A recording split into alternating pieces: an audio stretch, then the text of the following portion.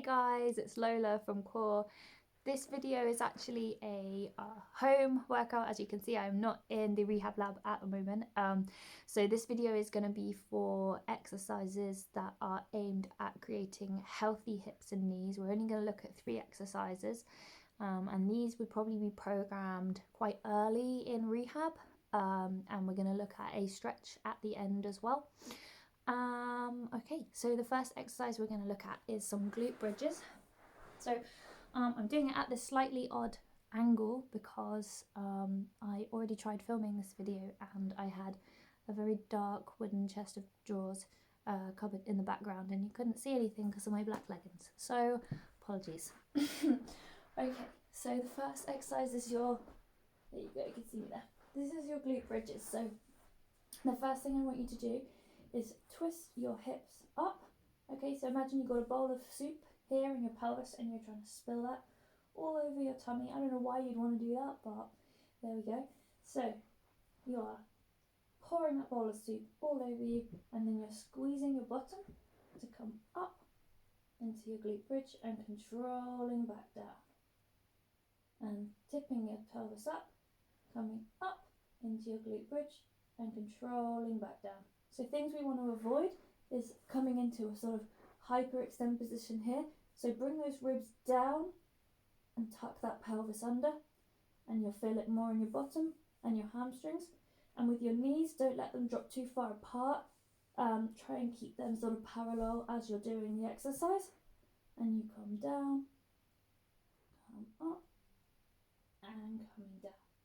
So on this exercise, we're not aiming for shooting up as high as we can. We're aiming for that good glute contraction. So even if you manage to come 1 or 2 inches off the floor, or even if at your stage you're simply a pelvic tilt, that's absolutely fine. So the other thing to remember with that is just to keep your ribs tucked down.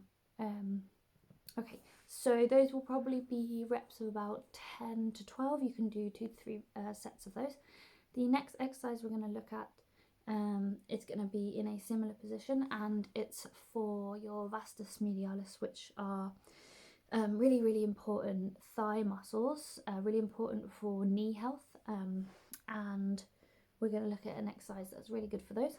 So you're going to be lying on your back in a sort of dead bug position, which will make more sense if you've done dead bug exercises before. So you're coming up into a 90-90-90 position. So what that means is 90 degrees at the hips, 90 degrees at the knees, and 90 degrees at the ankles. You're going to tuck your ribs in to push down to the floor, and then all you're going to do, one leg at a time, you're going to squeeze these muscles on the front here to extend that leg and bring it back down. The other one, and bring it back down, and just alternating the knee extensions in this way. Okay, so those we're probably going to be looking at again, maybe this time 10 to 20 on each leg, but as always, just wait to see what I program you if I give these to you. And the last exercise we're going to look at is some side-lying hip abductions, and this is working the glute medials, which are responsible for abducting the hip, which is lifting it out sideways, and they're also responsible for rotating inwardly and outwardly at the hips. Okay, so these ones we're lying sideways. You just rest your head on your arm. I'm not going to show you because I'd rather get my legs in, but try not to sort of have your head up like this. It's just not great for the neck. So hips want to be stacked one on top of the other. We don't want you kind of rolling back, and we don't want you rolling too far forward. The bottom leg can actually be bent to give you a bit more support, and you can have your hand on the floor. It all depends what level you're at. You can also put your hand around these muscles here to try and give you some feedback. So from this position, try and keep that toe pointed forward, and maybe slightly down, and you're just going to raise the leg up and down, up and down, and I'll just scooch up so I can show you what I mean with that toe. So rather than coming up like that, which is a slight variation on this exercise, but for your standard one, you just want that toe pointing slightly forward, and it can be easy just to put it into a slight downward position to maintain that. Going up, controlling back down. And just make sure when you are in this position that you don't end up with your hips in a sort of bent position like that. So try and keep them nice and square. Okay, so that's your 3 exercises, and we're just going to do, going to round up with one stretch, which is a pigeon stretch. Now, I am in no way an expert at the stretch, and you'll see my lacking mobility at my hips when I do this. So please don't think that I'm the perfect example. Okay, so for your pigeon stretch, I'm going to show you this from a couple of different angles. You're going to have one leg out in front, over here, and then you're going to have the other leg out behind you. Okay, stretching that way. I'll just show you with the other leg.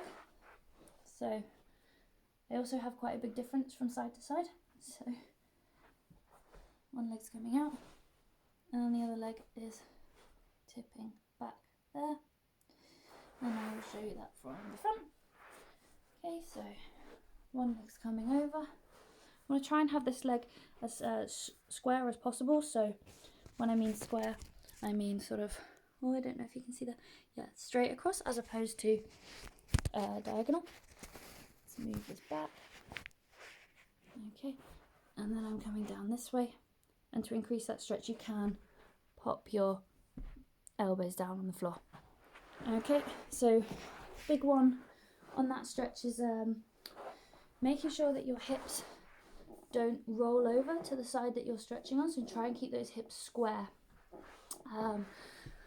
Okay, so that's the program, that's the little program that we've covered today, and that's all of the things. I hope you've enjoyed, and I'll see you in the next video. Bye.